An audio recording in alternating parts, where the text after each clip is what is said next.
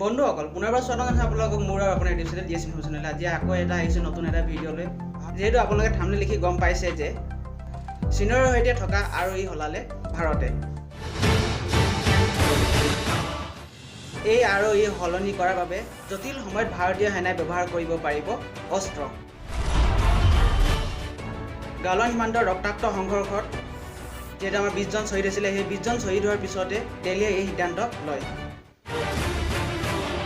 মূল বিষয়লৈ যোৱাৰ আগতে এটা কথা কওঁ, যদি মোৰ চেনেল নতুনকৈ ভিজিট কৰিছে তেতিয়া মোৰ চেনেলটো ছাবস্ক্ৰাইব কৰিব, লগতে কাষত থকা বেল আইকনটো প্ৰেছ কৰি ল'ব যাতে আগতীয়াকৈ মোৰ ভিডিঅ'সমূহ নটিফিকেশ্যন আপোনালোকে পায়।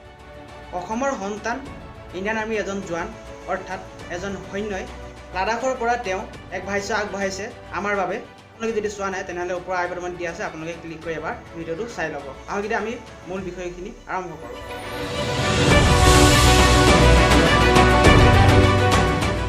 1954 চনতে ভাৰত আৰু চীনৰ মাজতে এই আৰঅই স্বাক্ষৰ হৈছিল আৰু এই আৰঅই সম্পূৰ্ণ নাম হৈছে ৰোল অফ এংগেজমেণ্ট।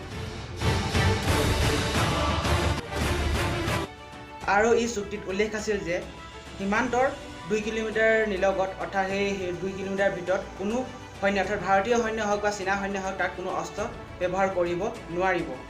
আৰু যাৰ বাবে ভাৰতীয় সৈন্যই অস্ত্ৰ লোৱা নাছিল সেই 2 কিলোমিটাৰ ভিতৰত, আৰু তাৰ সুযোগ লৈ চীনা সৈন্যই ভাৰতীয় সৈন্য 20 জনকৈ জোৱান তেওঁলোকে সানিখুচি হত্যা কৰে।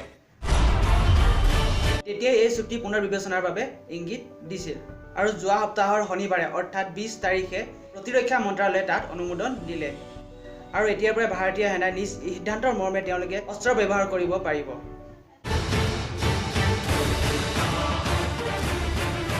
লাডাখ সীমাৰ পৰা খবৰ পোৱা অনুসৰি এতিয়াও চীনা সৈন্যই গালৱানৰ এটা অংশ তেওঁলোকে অৰ্থাৎ চীনা সৈন্যই দখল কৰি আছে, যাৰ বাবে সীমান্তলৈ সেনা সঞ্চালন বৃদ্ধি কৰিছে ভাৰতে।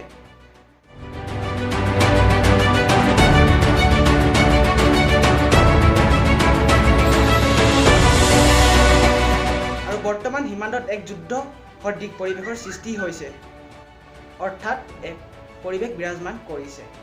আৰু খবৰ অনুসৰি জানিব পৰা গৈছে যে আমেৰিকাই ভাৰত আৰু চীনৰ মাজত মধ্যস্থতাৰ স্থিতি গ্ৰহণ কৰিব। আৰু যিহেতু আমাৰ ভাৰতবৰ্ষত বহুতো চাইনিজ এপ প্ৰচলন হৈছে, বিশেষকৈ 52টা এপ ভাৰতবৰ্ষই বেন কৰিছে। আশা কৰোঁ আপোনালোকে সেই এপসমূহ আনইনষ্টল কৰি একলগ হওক। আৰু যদি আমি সেই এপসমূহ আনইনষ্টল কৰোঁ আৰু আনইনষ্টলৰ যোগেদি অৰ্থনৈতিকভাৱে পিছ পেলাব পাৰিম আমি চীন দেশক, নহয় জানো? তেনেহ'লে একলগ হওক আৰু সেই এপসমূহ আনইনষ্টল কৰক। আজিলৈ ধন্যবাদ।